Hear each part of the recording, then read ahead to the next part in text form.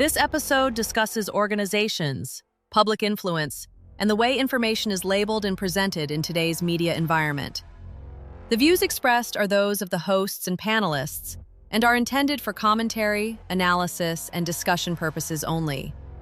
This is not a call to action against any group or individual, but rather an examination of how power, perception, and credibility intersect in modern discourse. Listener discretion is advised, especially if you're someone who believes institutions should never be questioned, because tonight, that's exactly what we're doing. There's something interesting happening right now, and depending on where you sit, it's either overdue accountability or a dangerous unraveling of something people thought was untouchable.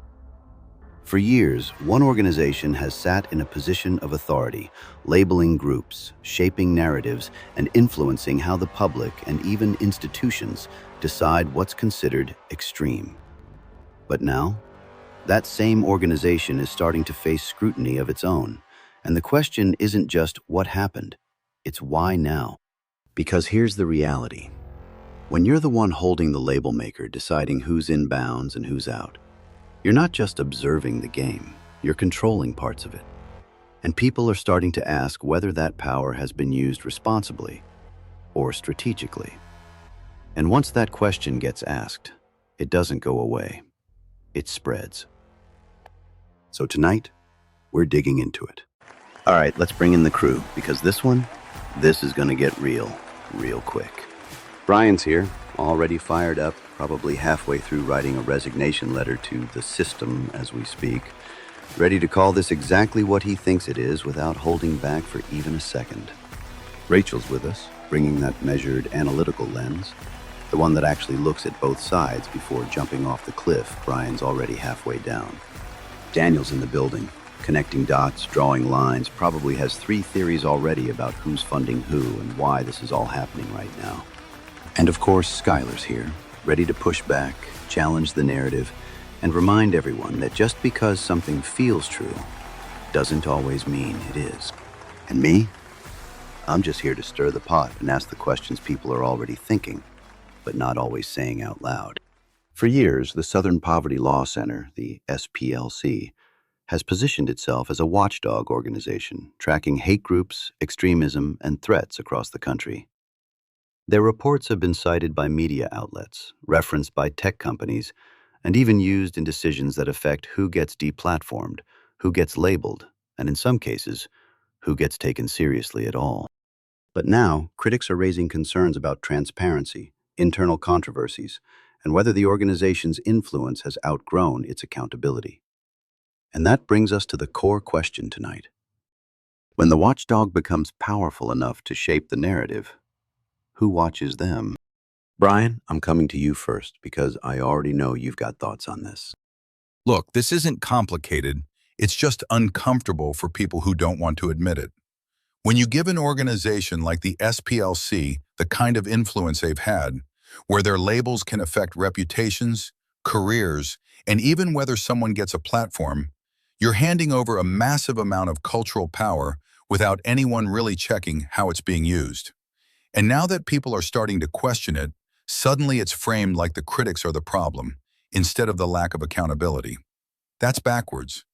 Because if you can label someone or something as extreme, and that label sticks in the public mind, you're not just observing reality, you're shaping it.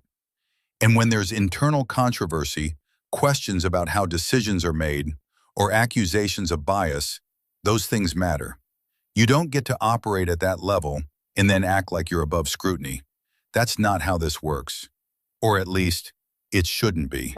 And that's really where this gets tense, right? Because it's not just about whether you agree with what they've done. It's about whether the process behind it holds up when people start looking closer. Power without transparency. That's where trust starts to crack. Rachel, let me bring you in because there's a difference between criticism and dismissal. Are we seeing legitimate concerns here? Or is this just pushback from people who don't like being labeled in the first place? I think it's important to separate emotion from structure here, because both sides of this conversation tend to blur that line. The SPLC has historically played a role in identifying and tracking extremist groups, and that work has been cited across multiple sectors, which means it carries real weight. But with that level of influence comes an expectation of transparency, consistency, and accountability. The concern isn't simply that people disagree with the labels. It's whether the criteria used to apply those labels is clear, fair, and applied evenly. When an organization's work impacts public perception at scale, it has to be open to scrutiny without immediately dismissing criticism as bad faith. At the same time, not all criticism is equal. Some is legitimate, and some is reactionary. The challenge is determining which is which without letting bias, on either side, take over the conversation. That's where credibility is either reinforced or slowly eroded. That right there, credibility versus perception. That's the line everything's balancing on. Because once people start questioning the foundation, it doesn't matter how strong the structure looks on the outside. Daniel, I know you've been sitting on this one. What are we not seeing here? Because it feels like there's more going on behind the scenes than what's being talked about publicly. Oh, there's always more going on. And this is exactly the kind of situation where the surface-level conversation misses the deeper mechanics. When an organization becomes a central reference point for what is considered acceptable or unacceptable in public discourse, it doesn't just influence opinion. It influences policy, tech moderation, and even financial decisions behind the scenes. So the real question isn't just whether the SPLC is being scrutinized, it's who benefits from that scrutiny happening now. Is it organic? Or is it part of a larger shift where different power structures are competing to control the narrative space? Because that's what this really is. A battle over influence. And when you start seeing cracks in institutions that were once considered authoritative, it usually means something bigger is shifting underneath. The labels, the reports, the controversies, those are symptoms. The real story is who's gaining ground while everyone else is arguing about credibility. And that's where things can either get insightful or spiral real fast depending on how far you take that line of thinking. But the idea of shifting influence, that's real. The question is whether we're seeing a correction or just a different kind of control stepping in. Skylar, bring us back in here because you've been listening to all this. Is this a real accountability moment, or are we watching something get torn down for the wrong reasons? I think what we're seeing is a combination of both, and that's what makes it complicated. Institutions, especially ones that deal with sensitive issues like extremism, should absolutely be open to scrutiny. But we also have to recognize that not all attacks on those institutions are coming from a place of good faith. Some of the criticism is about transparency and consistency, which is valid. But some of it is driven by people who fundamentally disagree with the existence of organizations that track extremism at all. So when everything gets lumped together, it becomes harder to have a productive conversation about what actually needs to be improved. The risk here is that legitimate concerns get overshadowed by broader attempts to discredit the entire mission. And if that happens, you don't just lose trust in one organization. You risk weakening the ability to track and understand real threats. So, yes, accountability matters, but so does context. And right now, that context is getting lost in the noise. And that's really the tension sitting right in the middle of all this. Because on one hand, you've got an organization that's built its reputation on identifying threats, labeling groups, and shaping how people understand extremism in this country. And on the other hand, you've got growing questions about how that power is used, how decisions are made, and whether the influence has outpaced the accountability behind it. And once those questions start gaining traction, they don't just go away. They start forcing people to look closer. Because this isn't just about the SPLC. It's about a bigger issue that affects everything right now. Who gets to define what's acceptable, what's extreme, and what falls somewhere in between? And when that authority is concentrated in a single organization or a small group of institutions, it raises a question that people are clearly starting to ask more loudly. Should that kind of power exist without more transparency? Or is this exactly what accountability is supposed to look like when influence gets too big? And maybe the most uncomfortable part of all of this is that there isn't a clean answer. Because if the watchdog needs watching, then the system itself is more fragile than people want to admit. And if that's true, then what we're really looking at isn't just a controversy, it's a shift. And the only question left is whether that shift leads to more clarity or even more confusion. All right, before we head into final thoughts, let's take a second and talk about something a little more grounded. Something you can actually hold in your hands, wear, drink, and represent. Because while we're out here questioning narratives and breaking down headlines, there's also a whole side of this show that's about building something real. And that's the Data and Dissonance merch line. If you've been listening for a while, you already know. We're not just throwing logos on cheap products and calling it a day. This is gear that actually reflects the mindset behind the show. You've got your hoodies, hats, and shirts built for everyday wear, clean designs that don't scream for attention but still say something when people notice. And then there's the stuff people keep coming back for, the coffee. 3 different blends, all roasted right here in the US, each one with its own personality. The High Lakes Light Roast if you like it smooth and bright, Rock Creek Medium if you want that balanced, everyday go-to, and Bitterroot Dark Roast if you're the kind of person who likes your coffee strong and your opinions even stronger. And look, we say it every time, but it matters. Every single purchase helps support what we're building here. The show, the books, the music, everything tied into this. This is how it keeps growing.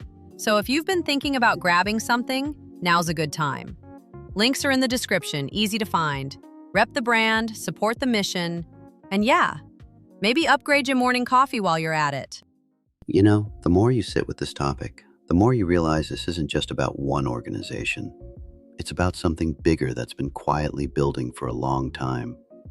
Because at some point, we stopped just consuming information and started relying on certain groups to interpret it for us, to tell us what matters, what's dangerous, what's acceptable. And whether people want to admit it or not, that kind of influence shapes how we see the world in ways most people don't even realize day to day. And here's where it gets uncomfortable. Because once that influence reaches a certain level, questioning it starts to feel like stepping out of bounds. Like you're not just asking a question, you're challenging something you're not supposed to challenge. And that's where tonight's conversation really lives.